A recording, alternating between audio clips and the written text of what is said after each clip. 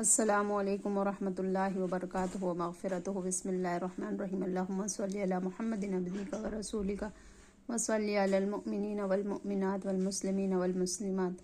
بات چیت کرنے کی سنتیں اور آداب۔ میٹھے میٹھے اسلامی بھائی اور بہنوں، اس زندگی میں ہمیں ہر وقت بات چیت کرنے کی ضرورت پڑتی رہتی ہے، بلکہ ہم لوگ بے ضرورت بھی ہر وقت بولتے رہتے ہیں، اور یہ بے ضرورت بولنا بہت ہی نقصان دہ ہے۔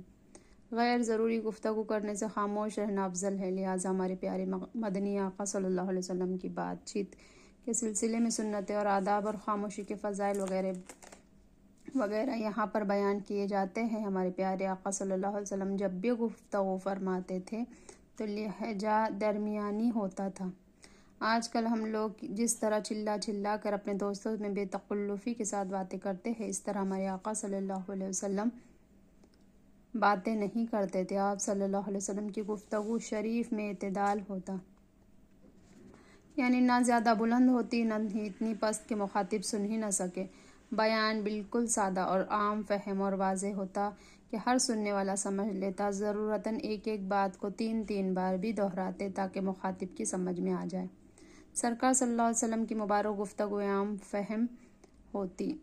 ام المومنین حضرت عائشہ صدیقہ رضی اللہ تعالیٰ عنہا فرماتی ہے کہ سرکار دو عالم صلی اللہ علیہ وسلم کا کلام بڑا واضح ہوتا تھا، ہر سننے والا اس کو سمجھ لیتا۔ سرکار صلی اللہ علیہ وسلم بات سمجھانے کے لیے 3 بار دہراتے۔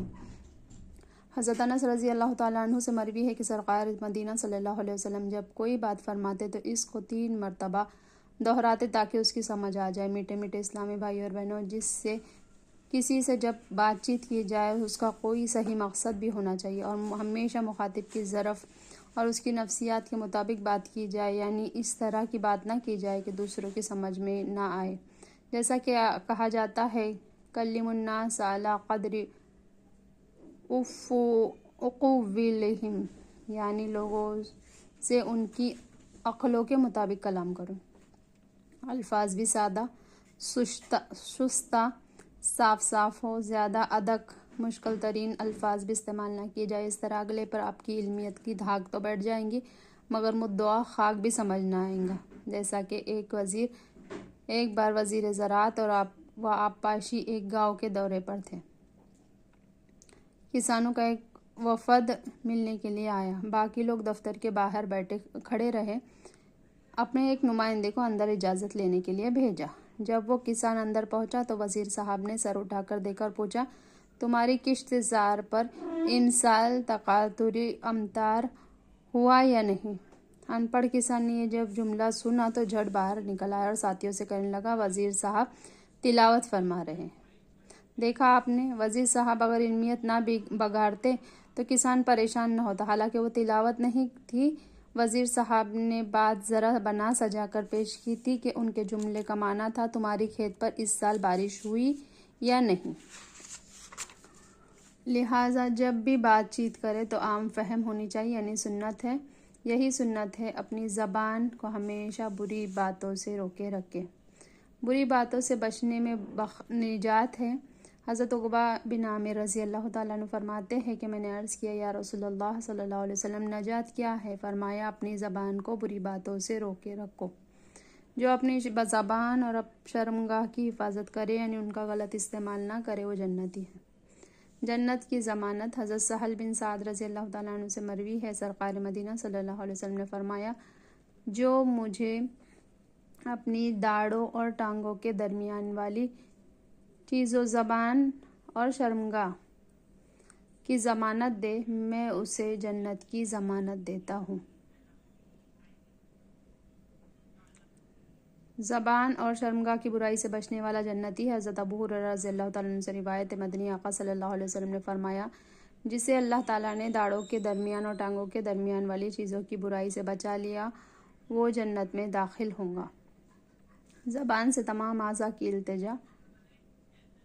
روزانہ صبح تمام اعضائے بدن زبان سے التجا کرتے ہیں کہ تو سیدھی رہنا، تو سیدھی رہی تو ہم عافیت میں رہیں گے، اگر تو ٹیڑھی چلی تو ہم پر مصیبت آئیں گی۔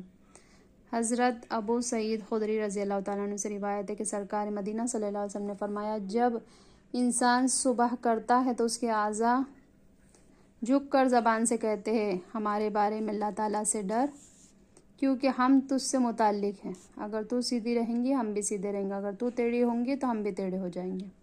میٹھے میٹھے اسلامی بھائی اور بہنوں، اگر ہم نے زبان کو صحیح استعمال کیا تو اس کو جو کچھ فائدہ ہوگا وہ سارا ہی جسم پائیں گا، اور اگر یہ سیدھی نہ چلی، کسی کو گالی وغیرہ دی تو زبان کو کوئی تکلیف ہو نہ ہو، پٹائی دیگر اعضاء کی ہوں گی۔ جنت کے عظیم الشان محل اچھی گفتگو کرنے والے کو ملیں گے۔ جنت کے وہ حسین و دلکش محل جن میں شیشے کی مانند آر پار نظر آتا ہے، اچھی گفتگو کرنے والے کو عطا کیے جائیں گے۔ چنانچہ حضرت علی رضی اللہ تعالیٰ عنہ سے روایت ہے کہ حضور تاجدار دو عالم صلی اللہ علیہ وسلم نے فرمایا، جنت میں بالا خانے ہیں جن کے بیرونی حصے اور اندر سے اور اندر کے حصے باہر سے نظر آتے ہیں۔ ایک اعرابی نے عرض کیا، یا رسول اللہ صلی اللہ علیہ وسلم، یہ کس کے لیے ہوں گے؟ مدنی آقا صلی اللہ علیہ وسلم نے فرمایا، جو اچھی گفتگو کرے۔ اچھی بات کرنا صدقہ ہے۔ اچھی بات کرنا چپ رہنے سے افضل ہے، اور چپ رہنا بے مقصد بات کہنے سے افضل، جبکہ بری بات کہنا تو ہر وقت برا ہی برا ہے، اور اچھی بات کرنا صدقہ ہے۔ لہٰذا حضرت ابو ہریرہ رضی اللہ تعالیٰ عنہ سے مروی ہے، حضور نبی کریم رؤوف الرحیم صلی اللہ علیہ وسلم نے فرمایا، اچھی بات صدقہ ہے۔ اچھے اخلاق والے اسلامی بھائی قیامت کے روز سرکار صلی اللہ علیہ وسلم کے زیادہ قریب ہوں گے، اور دونوں جہاں میں محبوب بھی ہیں۔ باطنی لوگ سرکار صلی اللہ علیہ وسلم کو ناپسند ہیں، چنانچہ بااخلاق اسلامی بھائی سرکار صلی اللہ علیہ وسلم کے قریب ہوں گے۔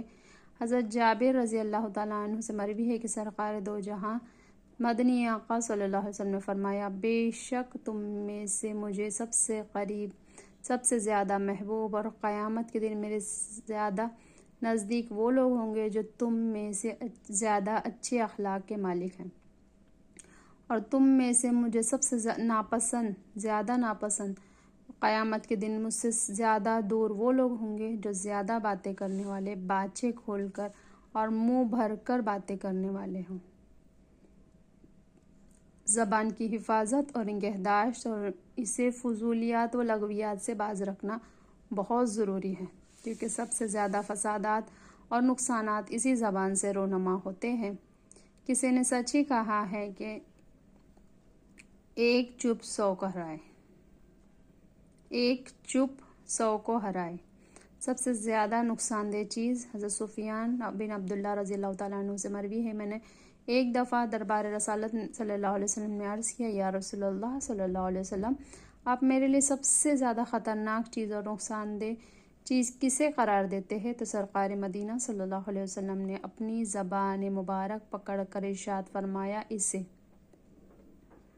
فضول بک بک کرنے سے رزق میں تنگی آتی ہے۔ حضرت مالک بن دینار رحمۃ اللہ تعالیٰ علیہ فرماتے ہیں، جب تم اپنے دل میں قساوت، سنگ دلی، بدن میں سستی اور رزق میں تنگی محسوس کرو تو سمجھ لو تم سے کہیں فضول اور لا یعنی کلمے نکل گئے ہیں، جس کا یہ نتیجہ ہے۔ سبحان اللہ و بحمدہ، سبحانک اللہم و بحمدک، اشہد ان لا الہ الا انت، نستغفرک و نتوب الیک۔ سبحان ربک رب العزۃ عما یصفون وسلام علی المرسلین والحمد للہ رب العالمین برحمتک یا ارحم الراحمین۔ السلام علیکم ورحمۃ اللہ وبرکاتہ ومغفرتہ۔ جزاک اللہ خیرا کثیرا۔